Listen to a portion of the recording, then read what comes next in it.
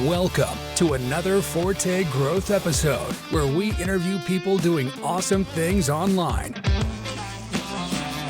Welcome to the Forte Growth podcast, obviously the home of the Forte Analytic SEO agency. You know that by now. I've said it multiple times. Make sure you get your links, especially your digital PR from Gareth Boyd on Twitter. Make sure you hit him up. But today we have James Brooks, and this podcast went a different direction than I thought it would.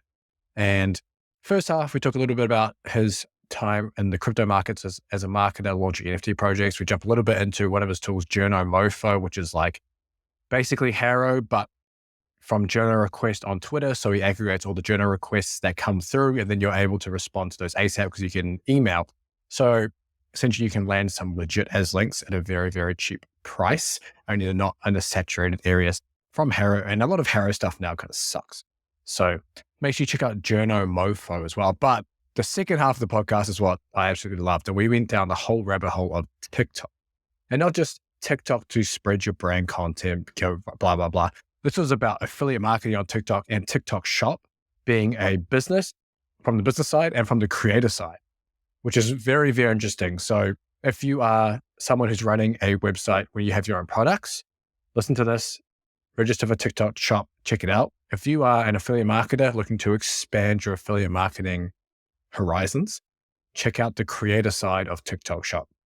Super interesting stuff that he talks about, gives a lot away on kind of what people are doing in that space and what you can do. And yeah, we just went to town on that. So make sure you give that a listen, but sit back and enjoy.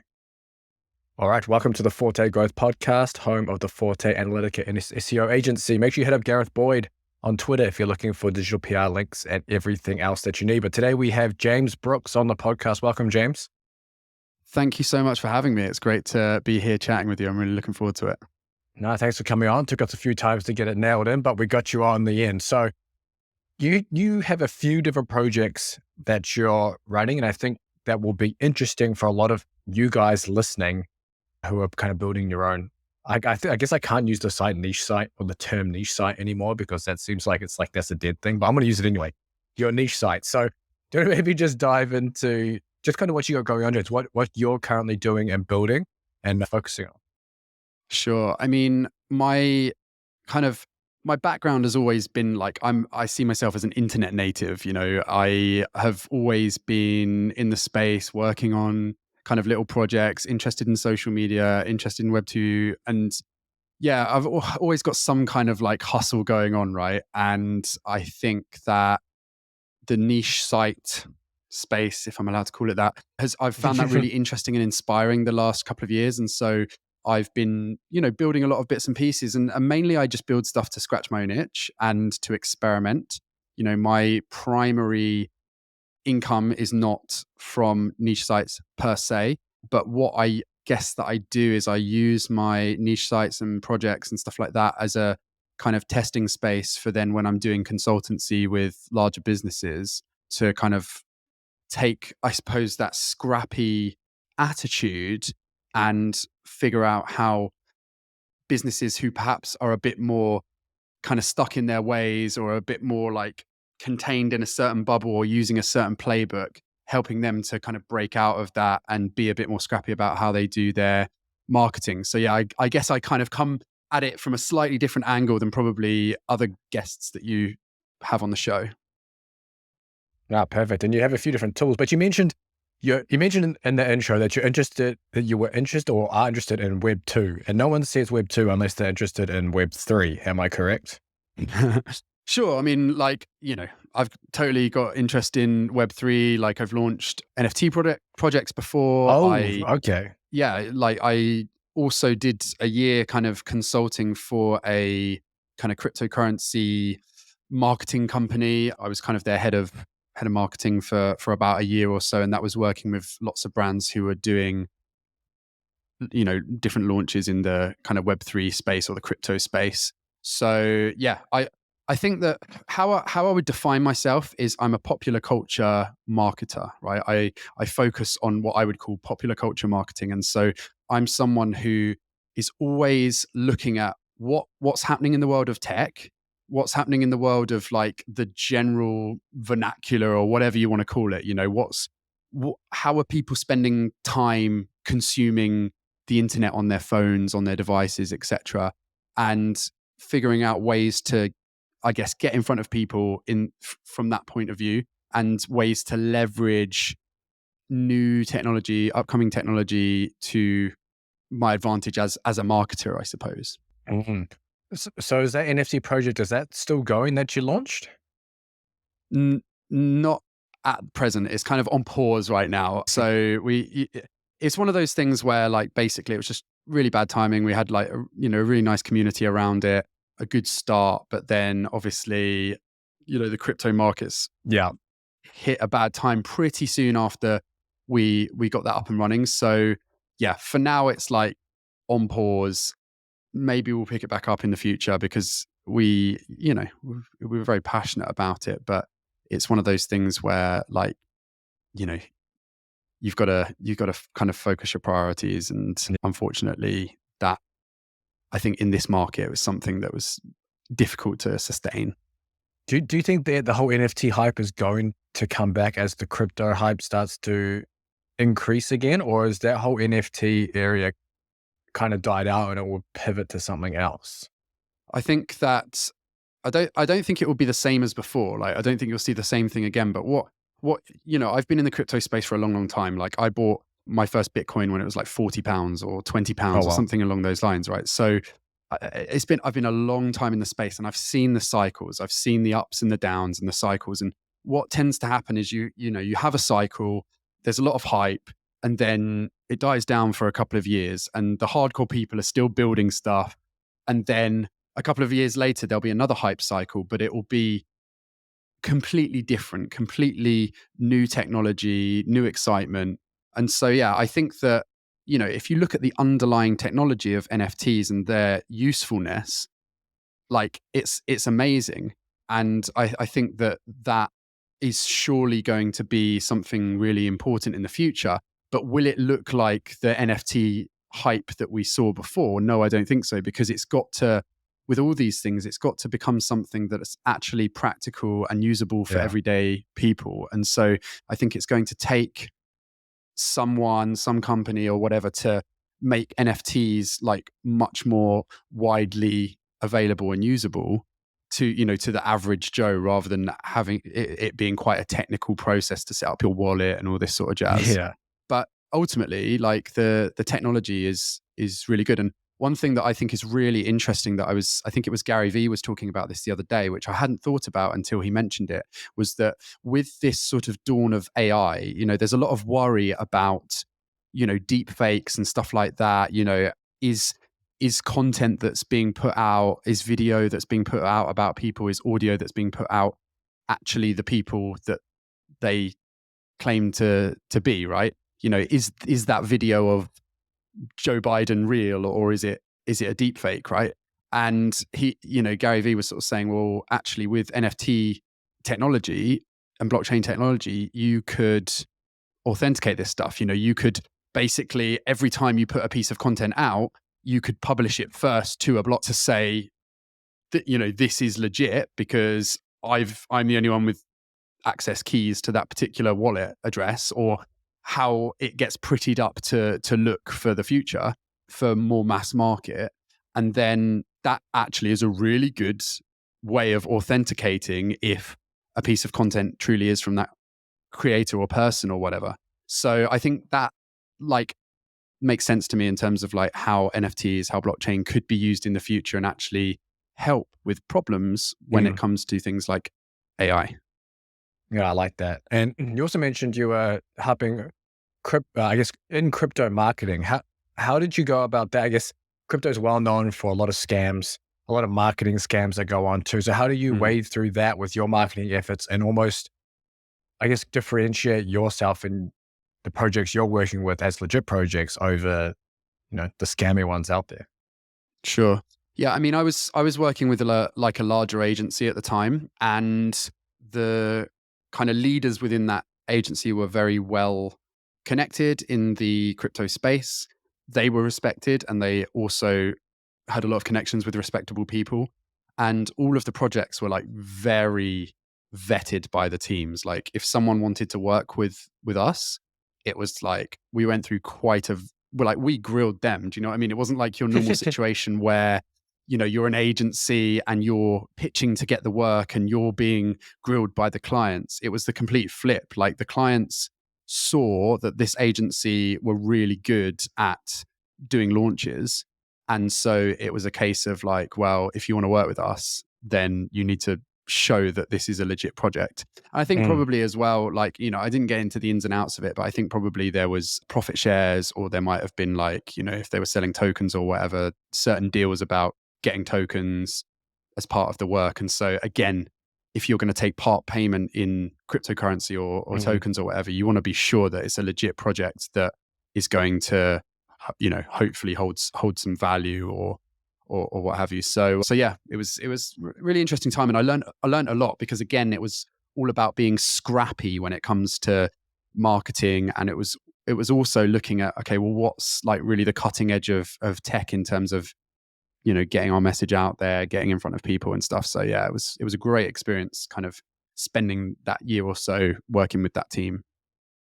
Nice. And I want to take this towards the niche site direction now. And you've got I guess we could call them SaaS tools, right? You got a couple of them or a few of them. Do you want to maybe just name off the 2 or 3 or more that you have?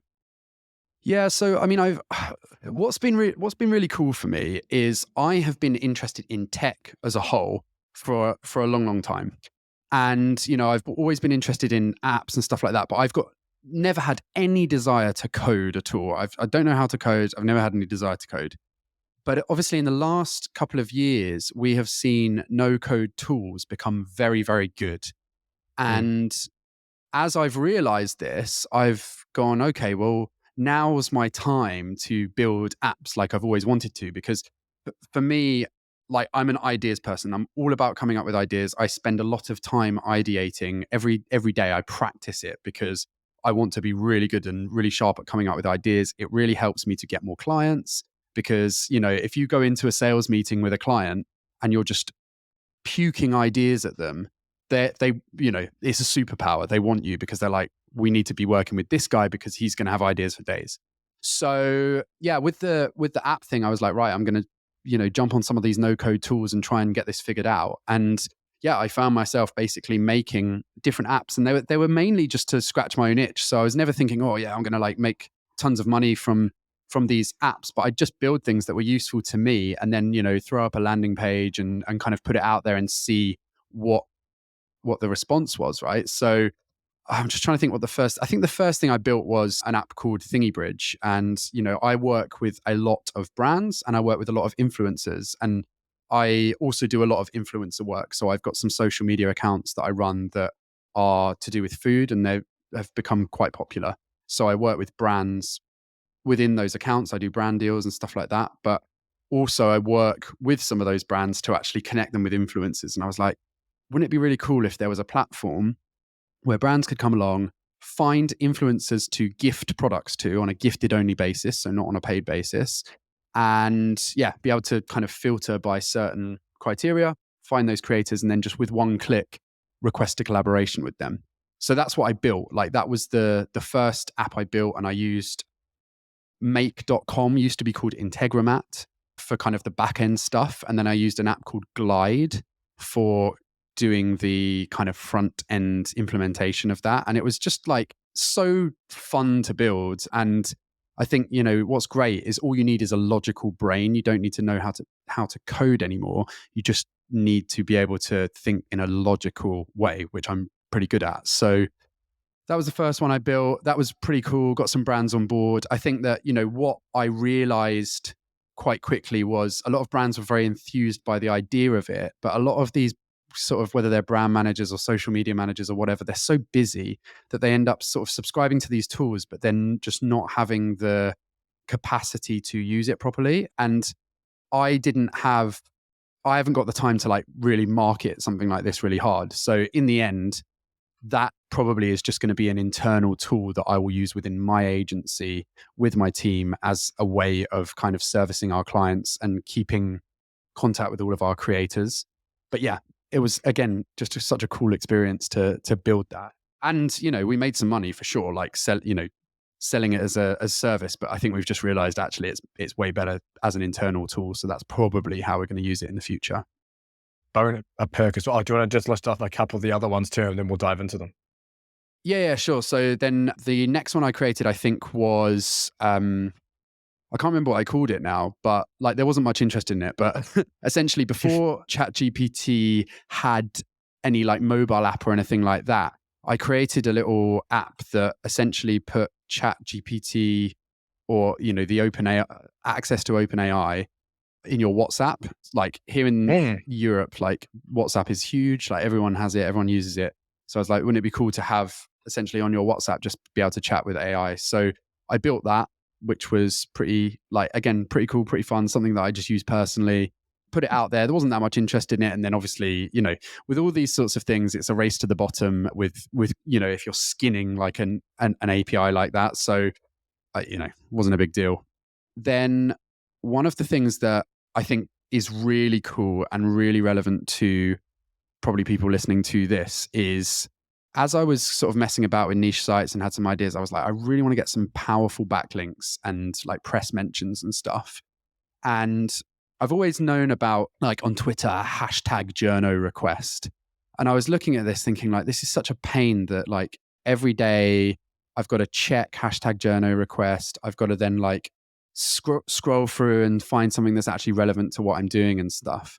And I was figuring like, actually, one thing that AI is really good at is categorization. So I kind of hacked together this little app called JournoMofo, where I essentially would constantly be scanning Twitter for like the app would constantly be scanning Twitter for hashtag journo request. It would then like filter anything out that was like irrelevant. It would then send it using the OpenAI API, send it to each tweet to OpenAI. It would then, like the AI would categorize it essentially, like make sure it was relevant, categorize it into like various preset categories, and then email me if it was a category that I was interested in. So for me, I would get emails about like food and tech and stuff like that. But then I created a load of other categories and sort of said, right, well, if you want any categories, let me know. And I just, charged, I can't remember, like £27 a month, or, it's about like $35 or something like that for people to use it. And they could just choose their categories and they'll get an email. And what was great about that is, generally speaking, when journalists are writing on Twitter for kind of hashtag journo request, they want something quite quickly. So the fact that it was almost instantly, like within 15 minutes of a tweet going live, basically, it would email you the notification to say, this journalist wants this. And yeah, within like 2 weeks, I'd had backlinks. I'd had like Business Insider do a piece on me with backlinks. I'd had like major UK newspapers like the Daily Mail and the Mirror. I'd had Ideal Home, like so many media outlets like quoting me or writing, like, I mean, the Business Insider thing was like a whole piece on me, and tons of backlinks for the websites that I was kind of promoting and playing with at the time. So yeah, I was like really excited about that. And I used that again. I created that tool just to scratch my own itch. I just came up with it one day whilst I was having a walk, and yeah, people are using it. But again, it's one of those things where like you have to be, as a user of something like that, you have to be like proactive. Yeah. And I think that's what a lot of people struggle with.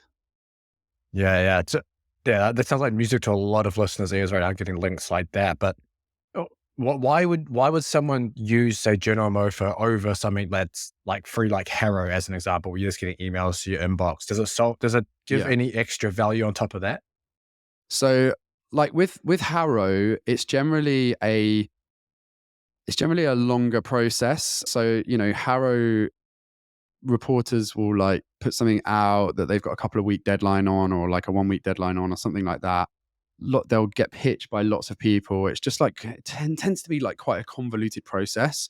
Whereas I think that using JournoMofo, it's generally tweets from journalists who need something quick. And so if you can come back to them and give them something quick and make that, at the end of the day, your job, if you want that link, your job is to make that journalist's life as easy as possible. So as an example, what I would do and what I do, and this is how I've got this. It's like, it's not really like the tech is a tool, but you've still got to put the work in. And so I'll get something come through. I'll be like, right, I'm going to get straight on that because it's interesting.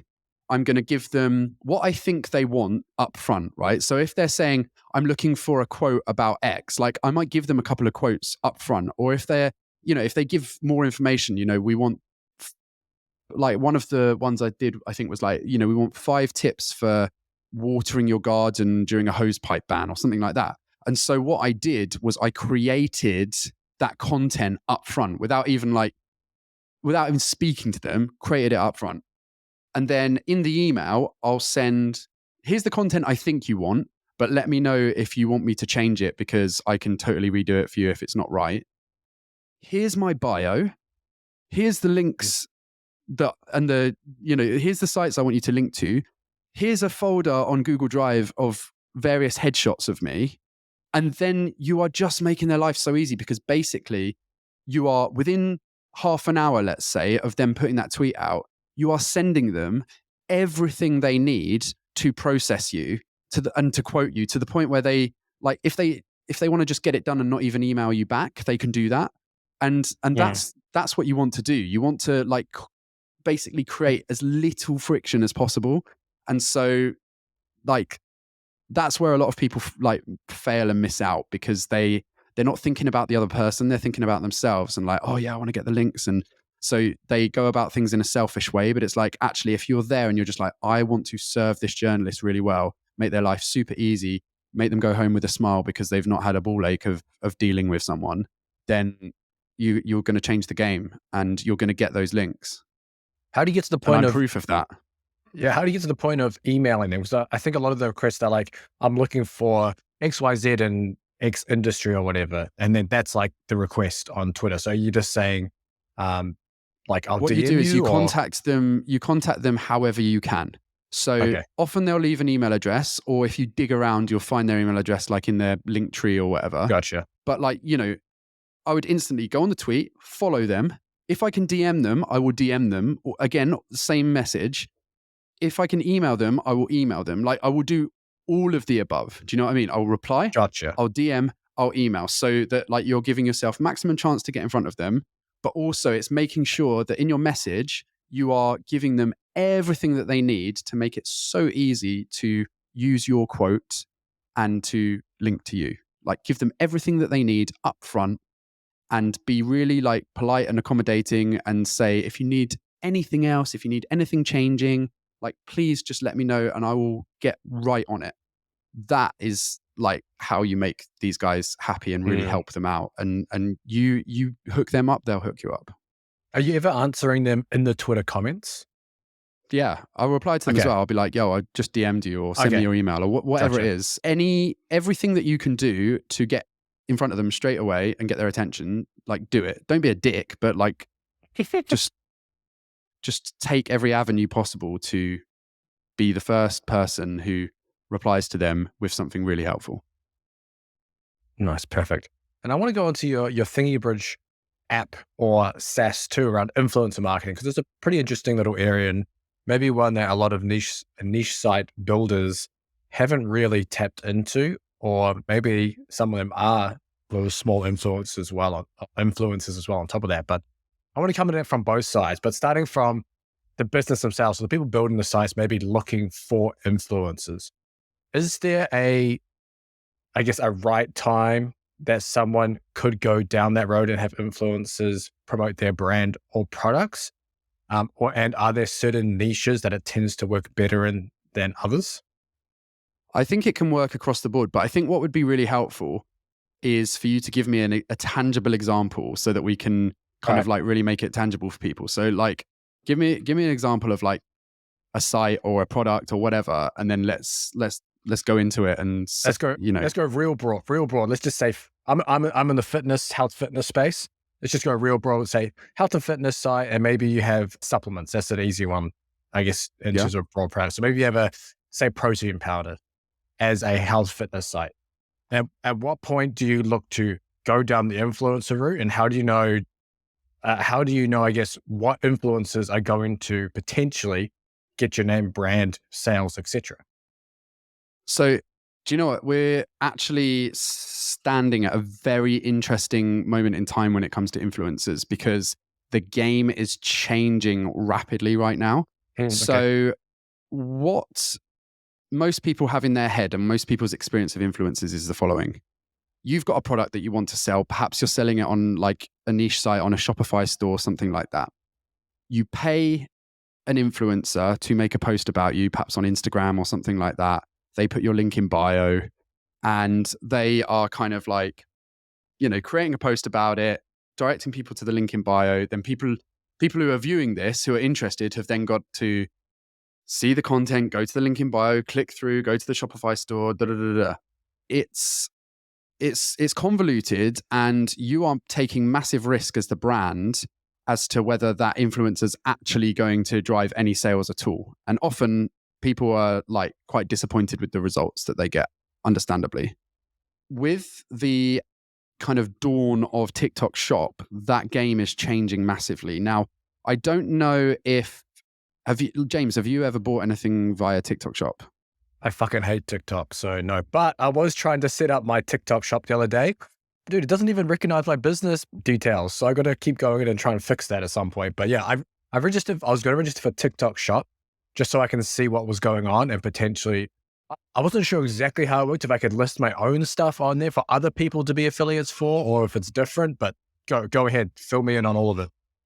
Right. TikTok Shop's changing the game, right? So essentially, like everyone listening to this, and you, James, as well, you need to like go on TikTok and just scroll and find a shoppable video, right? So you can tell it's a shoppable video because you go through and there'll be like a product above the caption. You can see like, it'll say the name of the product. And like when you click that, it basically takes you straight through to a checkout. Once you've bought once, it's got your address there, it's got your payment details, and you literally can buy stuff whilst you're still watching the video, which is just like mind blowing, because we've not had that up until now. Like we've not had such a seamless social commerce solution ever before. And it is so seamless. It's so easy to buy stuff through TikTok Shop. And so that's a game changer anyway when it comes to e-commerce in general, right? But not only that, the way that you have success on TikTok Shop is that you get samples of your product into the hands of TikTok Shop creators, and they create content and sell it for you and get paid a commission. So it's all commission based. So it's completely changing the game for kind of influencers, because you've now got creators who will happily like take samples from brands, and then brands that they like, brands they want to promote, they can promote, and if they sell, they get a percentage. And it means that there's way less risk for brands. Like they can literally factor the cost of the commission into their pricing. And it's great for creators as well, because the more you sell, the more money you make. And I think this is the model that we're going to start to see more and more of, is this kind of actually affiliate style selling on platforms like TikTok. But, like we are going to see other social media platforms adopt this style of social surely commerce. Instagram and stuff are going to roll something like this out. Like they would have to, right? Well, they will have to. And I think that's the reality. And it's so interesting. Like I'm pretty sure that TikTok are creating fulfillment centers as well. So in the same way that if you're an Amazon seller, you can do fulfillment by Amazon, like TikTok, the signs are there that they are creating fulfillment centers across the globe. So like they're gunning for Amazon as well. Okay. So for everyone listening, potentially getting on the TikTok, or at least opening. So to get started on something like this, if you're a brand, you need to create a TikTok shop where creators can come request, I guess, to be promoters and to request samples from you. Yeah. So basically, you create, if you're a brand, you've got a product to sell, you go on there, you'll need to, create yourself a TikTok shop, upload your products, you can connect it to like Shopify or anything like that. So it connects to your system, right? And so, all your fulfillment can literally stay exactly the same. And then, you can basically, certain products you can mark as like there are samples available for this product, and then creators can approach you and say, I'd like a sample of this product. And you can check out the creator and either approve or deny that sample request. But also managed creators. So like I'm a managed TikTok creator. So I've got like a manager within TikTok. I've got access. We get vouchers. We get like coupons and stuff like that. So we have money to spend on samples as well every month. So that, that kind of helps as well for us to get samples in our hands of things that we can then go out and promote. How did you get to that point where you have a manager? So I was part of the creator program like a few years ago. I just had I was quite early on TikTok when it kind of transitioned from Musical.ly to TikTok, and I was creating a load of content and it just really stuck. I was growing quite quickly. And so TikTok reached out to me and said, hey, would you like to be part of our creator program? You'll get a manager and a contact within TikTok and, get invited to events and da-da-da. It was, and that was great. Got a lot of like extra work from TikTok as well as part of that. And yeah, then with TikTok Shop, I guess that I just got invited to be part of their TikTok Shop creator program. So yeah, I feel really fortunate and blessed to be part of that because I get a real inside look into what's going on with TikTok Shop and obviously get a lot of help as a creator. And it's great having contacts within TikTok. But that's one thing that TikTok are really good at, and they always have been, is that they really do stay close to their creators in a way that a lot of other social media platforms do not. The fact that, like, for example, I see this a lot with YouTubers. Like, YouTubers have a lot of like issues and stuff, and even like massive YouTubers with millions of subs and stuff, you see them basically like having to publicly try and reach out to people who work in YouTube to solve a problem on like social media or on Twitter and LinkedIn and stuff. You're like, what the heck? Why the hell has this person who's got millions of subscribers not got a contact within the organization? It's crazy. Yeah. So I gotta say that that's one amazing thing about TikTok is they're really good at, recognizing who are their important creators and then like staying close to them. Interesting. Can you sell digital products on TikTok Shop? I don't know. I've not seen it, so I don't know the answer to that. But it sounds interesting. Yeah. Because I think it's like it's interesting on both sides of things as well. Because I guess that there's going to be people listeners listening to this who have products or are thinking of creating products, and I think that like TikTok Shop is definitely the way to go with that in terms of distribution and getting essentially affiliates on board to sell your stuff for a commission. But also, if you are someone who's like into that affiliate marketing life, then actually TikTok is a really interesting way. If you're happy being in front of camera, it's a really interesting way to actually make some money and be a creator that's selling other people's products through TikTok Shop. Like, that's a very viable thing. And also I've seen some amazing, like one of my other friends who's really into the niche site space, he's really into email marketing as well as part of what he does. And he uses TikTok as lead generation for his email list. So he'll make TikTok videos. So I'm just trying to think what he uses it for. So he does like, I want to say that he's got like an email list that's about kind of tech and like cool websites, like that, like cool tools. Like, let's say, how, some people curate really cool lists of like cool web tools and stuff like that. Yeah. He'll do that, but instead he'll do it in video form. So he'll be like, here are 5 amazing websites that you can use for free to create graphics or to create videos or to do AI or whatever. And essentially he will then say, like, if you want to see my full list of over 100, then go to my bio and sign up for my email list. And he was getting hundreds of email subscribers every day from doing this because he figured out he made a video every single day on TikTok, posted to TikTok every single day, but he was like looking at it from a very analytical point of view and going, right, why did this video bang? Why didn't this one bang? If you're making a video every single day and you're posting it, like, and you're being analytical about it and making tweaks and stuff, you're soon going to figure out the formula for your particular niche on TikTok and how to make content go viral or viral for you to the point where you're getting hundreds of email signups a day. but it is about putting the work in. This is the great thing about platforms like TikTok. You do not need to have followers to reach tens of thousands, hundreds of thousands, and millions of people with your content. You just need to make good content that resonates. And that takes time to figure out within your niche what that looks like. But when you do, it's really worth it. So, and there's still that opportunity with TikTok massively. It's just, are you prepared to put the work in? Are you prepared to be analytical? Are you prepared to be consistent?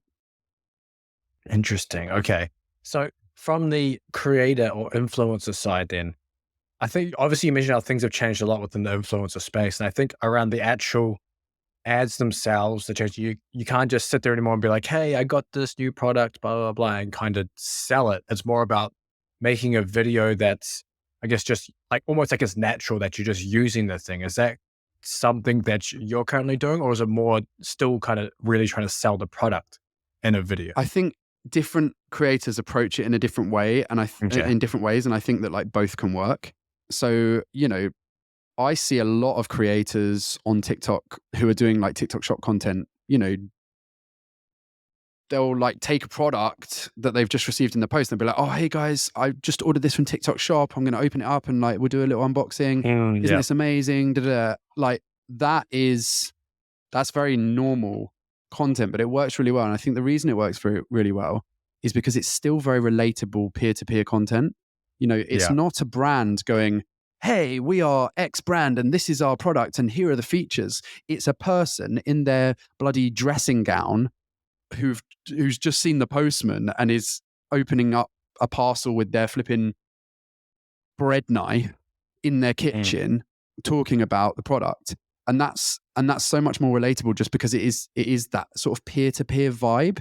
So you can still sort of sell or be overtly promoting that product, but because of the sort of posture from, stance from which you're doing it, it's very effective because it's got that peer-to-peer user-generated kind of vibe. Yeah, okay. Are you doing then a bit of influence marketing, or the influencers doing a bit of influence marketing still on other platforms like, Instagram, Facebook, YouTube, etc.? Or is TikTok kind of like the place to be and most people are just spending most of their time being influenced? So I think that the influencer space is still alive and well. And, many of my friends who are full-time creators across platforms, are still doing brand deals in the traditional way, etc. But I think that for people who are new to the space and perhaps want to become creators or want to become influencers, like if I was starting from scratch and wanted the quickest way to success, TikTok shop is where I would go 100%. It's really funny. The early days of TikTok, when I was part of the creator program, I'd go to events and, I'd walk in a room and I'd look around and I would know every single face in that room. Like, oh, I've seen their videos. They've got millions of viewers. I follow them, da, da, da.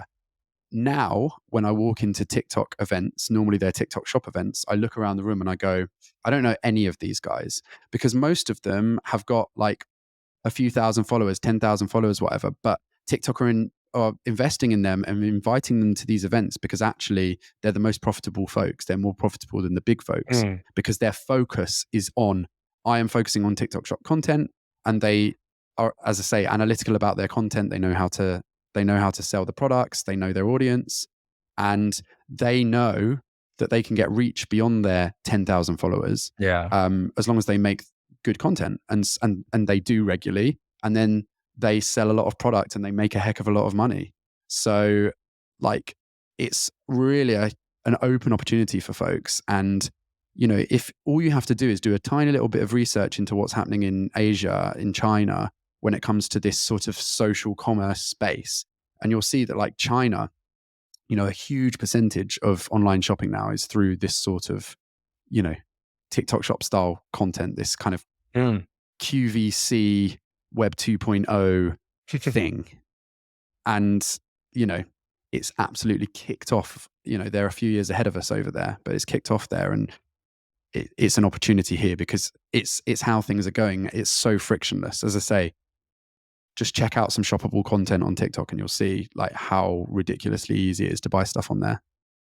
I will have my wife look at that after this podcast because I do not even have TikTok on my phone.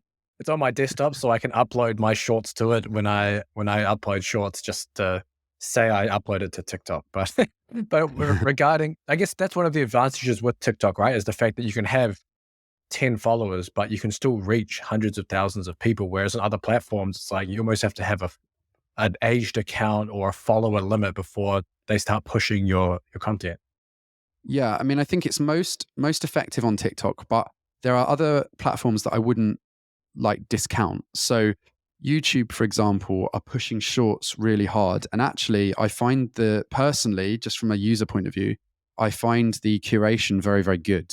I feel like YouTube have got a really good grip on like what kind of content I like. Their algorithm's good. So I'm finding myself consuming more and more shorts for two reasons. Number one, the algorithm's good and it serves me good content. But number two, they're pushing it into our face a lot more as consumers. Like when you open your YouTube app now, the first thing you'll see is shorts for the most part. And so that's a big deal. There's big opportunity there for sure for getting reach beyond your followers. LinkedIn as well. If you do B2B content or you do content that is relevant to professionals, LinkedIn is a really good platform for gaining reach beyond your followers. And then to an extent, Instagram Reels as well, although Instagram is a bit more saturated when it comes to the supply and demand of content. So I don't think you will get as much reach as you could on other platforms like TikTok and YouTube Shorts if it's video content. But yeah, that, you know, all of those are based on like a sort of interest graph rather than a social graph now. And so, you know, how these algorithms generally work is the content gets put out to your followers and maybe a few people beyond that. If, you know, the watch time's high, the shares and saves are high and things like that, then it will be sent out to a few more people. And if it continues to be at that level, then it will get sent out to more people. So that's how these things kind of like spiral. So yeah, you know, think about making content that people are going to want to watch. Think about making content that people are going to want to watch more than once. Think about content that people are going to want to save for later. Think about content that people are going to want to share with their friends. And, you know, you'd be on the right track. Are there any requirements for becoming a TikTok creator? I actually don't know because it's been a little while since I've done it. Like I imagine there's probably some kind of like follower requirement, like maybe you have to have 1,000 followers or something like that. Certainly to like go live, I think you have to have 1,000 followers or 10,000 followers. I can't even remember. It's been a while, but yeah, there probably is like there probably is stuff. But again, like you just grind it out. If you want to do it, you just commit to doing it and you do it. Yeah. No, for sure. So yes, that's interesting for anyone listening who wants to maybe expand their affiliate marketing toolbox. But obviously you talked a lot about short form with this influence, I guess, and even the stuff you're doing regarding affiliate marketing, but does long form content play a role for you at all? So it's less of an area I get involved in. Like I don't think it's something that is like a bad thing because I'm a consumer of a lot of long form content. Like I am a, you know, massive YouTube consumer. So I probably watch 2 hours plus of YouTube a day, and that's all long form content primarily. So there's definitely still a place for it. But I think that from the point of view of like kind of growth hacking and stuff, long form content on YouTube, if that to me feels like a long grind. Do you know what I mean? Like creating, you know, I guess that I'm sort of more about quick wins and that sort of thing. And I think the quick win opportunities are that sort of like short form content, the YouTube shorts, TikTok, etc. I think that doing long form content, you know, having a YouTube channel and that sort of thing, I see that as much more of a long-term play. And I'm not saying that people shouldn't do it, but I think that you should, if you are going to do it, you should be committed for the long haul and be prepared to put out hundreds of videos that no one watches until you get that, you know, that video that goes viral for you. And then, you know, you build from that. Yeah. I'm in that grind right now. So I feel that. But with the show, coming back to the shorts, and I think a lot of people you either kind of, I wouldn't say specialize, but you lean towards, you can do long form content well, quote unquote, but just suck at short form, or you're quite good at short form, but just suck at long form. It's almost like being good at both is difficult. So it's almost easy to focus on one. But regarding short form content, are there any, I guess, principles that you use to create short form content that has a larger chance of going viral or getting more views and more engagement? Yeah, I think that people's attention span is really short and is getting shorter. And so you've got to cut all of the fluff. You know, if I'm creating content of me talking, like I will, and I'm going to post it short form, I will cut out all the ums and the ahs and the pauses. And I'll even edit what I've said somewhat. Like I'll cut bits out, I'll, you know, rearrange Mm. sentences and stuff like that. And actually, those jump cuts, they might, you know, if you're a perfectionist, they might look a bit gross, but actually it helps keep attention as well, because like having those cuts, it sort of like resets the brain as you're watching it. Like, so, you know, if you'll see a lot of creators, they'll do a lot of these cuts. You know, they might cut to a different location, they might say a few words and then suddenly it's a different angle, different location. Yeah. And that, it helps people to stay engaged with the content. Yeah, I think there's all sorts of things that you can do to like hook people as well. You know, get people in those first couple of seconds, get people watching. That might be doing something a bit strange. That might be using bright colors. That might be saying something very controversial. Like, I think you've got to just like really figure this out. I think you've got to look at people in your space, in your vertical or whatever, and see who's doing well and sort of try and analyze why they're doing well. But also, if you are not a perfectionist and therefore manage to post like a video, like when I started TikTok, I posted 5 videos a day. Like that was my KPI. I was like, I'm going to post 5 videos a day. And I worked really hard to build my TikTok account to 100,000 followers, because that was my goal. I was like, I'm going to get to 100,000 followers. And so you learn a lot by posting 5 videos a day, and you learn how to sort of know when a video is good enough to post it and not be too much of a perfectionist about it. But yeah, like you then, by putting out more content, you've got more chance of something sticking and going viral. But also, yeah, as I say, if you're analytical about it and you actually review everything and try and ask the question, why has something done well? You'll kind of like figure out the recipe for your particular vertical. Are you editing these on your phone on something like CapCut? Yeah. I mean, I'm really fortunate in that I've got a team. So it like for me, my content varies, but this is the thing, like I'm not ashamed of self-shooting something and editing it on CapCut and posting it one day, and then the next day having something that was shot like on a £5,000 DSLR and edited by a professional editor in Premiere Pro. Like I don't mind which is which. It's just whatever is the right tool for that moment. Yeah, it like I find it so easy to edit with CapCut. So personally, if I'm editing something, I edit it on my phone in CapCut. Do you find it makes a difference, the expense of professional camera versus the phone? Yeah, basically, it for short form, it doesn't perform as well. Okay, well, the professional camera doesn't perform as well, or the phone. Oh, okay. The camera. So, like, you know, to the point that part of my business is I professionally create videos for some of the biggest brands in the world for their social media, and I now regularly get told off if the content looks too polished. So I've gone from being an agency working with some of the biggest food brands in the world, creating content for them with like full-time videographers, shooting with expensive cameras, to now I've like cut down my videographer like staff. Like I used to have maybe like 5 videographers working for me. I've got like 1 part-time videographer now, because the brands actually, like, we just shoot with iPhones. We shoot everything with iPhones because it performs better, and that's what the brands want. So we don't need as many professional videographers, because we self-shoot a lot of content, like a lot of, because that's the vibe that works. It's the vibe that works organically, and it's the vibe that works when it comes to paid as well, which is a whole nother conversation. But like, you know, the results that you get, you know, cost per click wise, click-through rate wise, on good user-generated content that's shot on phones is like just multiple times better than professionally well thought out, well shot content that's cost tens or hundreds of thousands of pounds.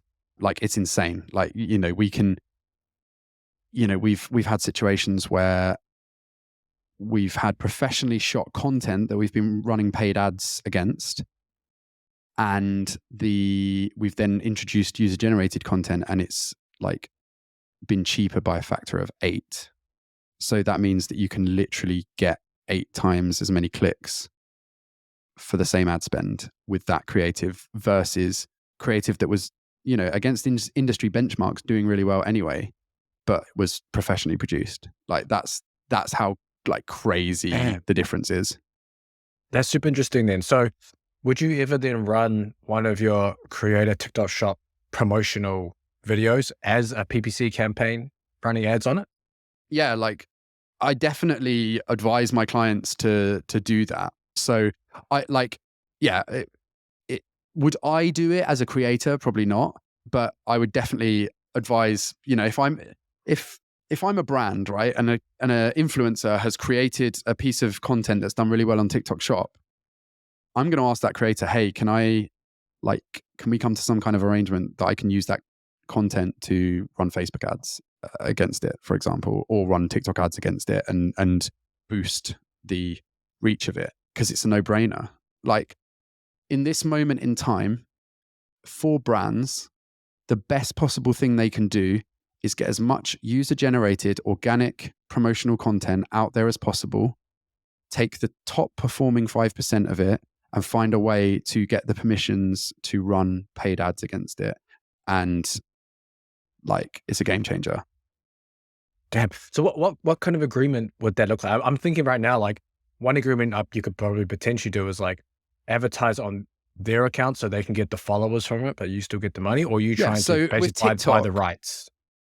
Yeah. So, I mean, like I just try and keep things really straightforward, because yeah, you can get into like a whole world of pain with all this sort of thing. But with TikTok, it's really easy, because basically if a creator makes a video, you can ask them for permission to run it as a ad, and it will run it from their account or it will look like it's from their account, which is really cool.